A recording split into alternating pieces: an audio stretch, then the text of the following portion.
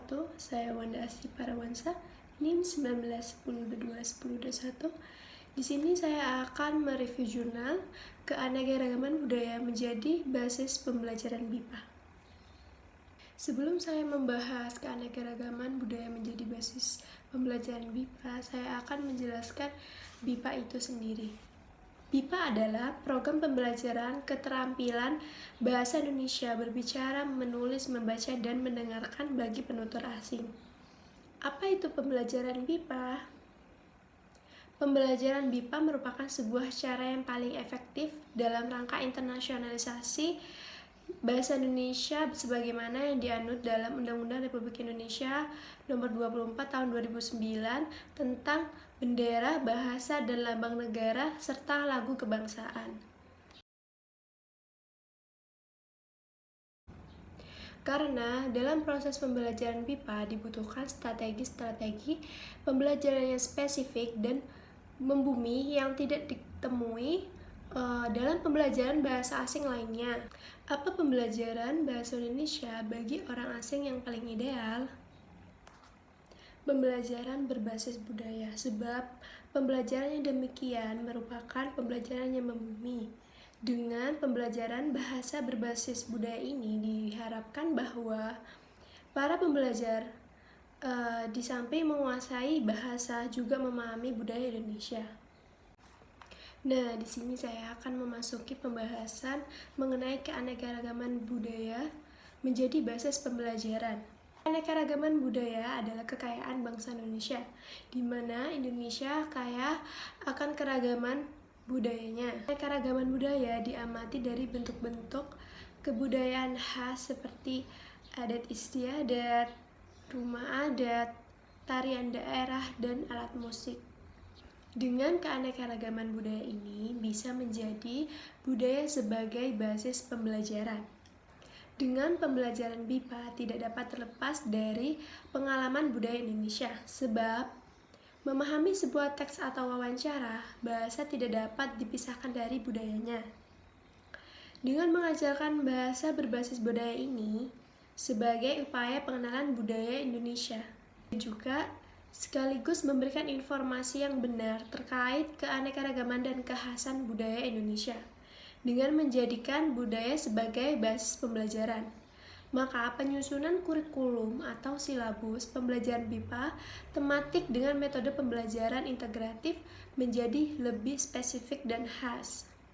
Penyusunan materi pembelajaran tematik berbasis budaya ini tidak perlu disusun dengan rumit dan mendalam, tetapi cukup diambil garis besarnya saja yang bersifat umum.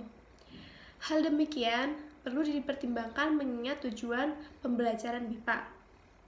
Target utamanya adalah penguasaan bahasa, bukan penguasaan budaya.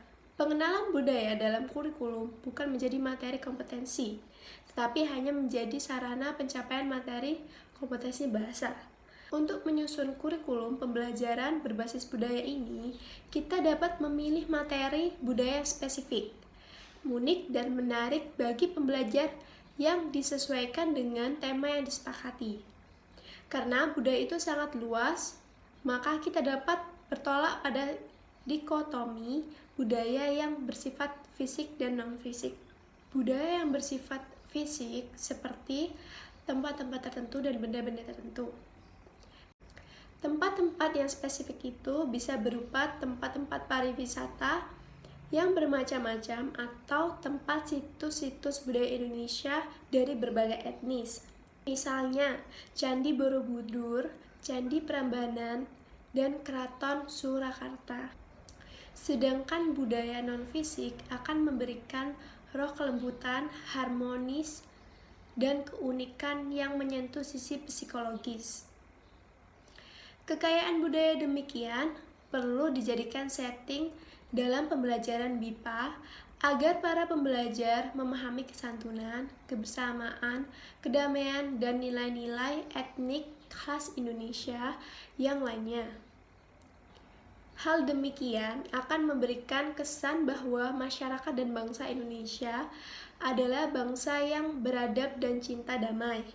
Budaya non-fisik yang dapat dimanfaatkan dalam pembelajaran BIPA adalah nyanyian atau lirik lagu, cerita rakyat, adat istiadat, dan tradisi masyarakat. Hasil budaya tersebut dapat dimasukkan dalam teks atau wawancara yang dipergunakan untuk pembelajaran. Misalnya lagu Satu-Satu, Naik Delman, dan Desaku, di mana ketiga lagu tersebut memiliki makna tersendiri. Untuk lagu Satu-Satu dapat dijadikan pengayaan teks terkait anggota keluarga. Lagu Naik Delman yaitu pengenalan alat transportasi tradisional, dan sedangkan untuk lagu Desaku merupakan keindahan dan kedamaian alam desa yang mengekspresikan kesantunan, kasih sayang, dan kebersamaan juga dapat dinyanyikan dengan mudah di dalam kelas. Hal demikian juga dapat melatih pembelajar untuk menghafalkan kosakata dan kalimat dengan tepat melalui nada lagu. Kesimpulan dari review jurnal ini adalah pembelajaran BIPA tidak terlepas dari budaya Indonesia. Dengan mengajarkan bahasa berbasis budaya, dapat memberikan informasi yang benar terkait keragaman dan kekhasan budaya Indonesia.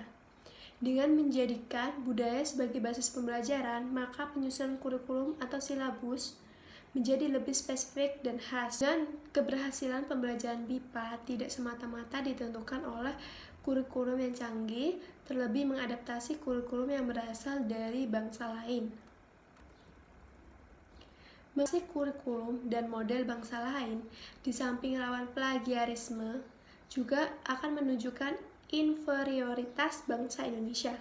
Dengan menyusun kurikulum yang khas Indonesia dan pembelajaran integratif berbasis budaya akan tampak kekhasan Indonesia yang bermartabat.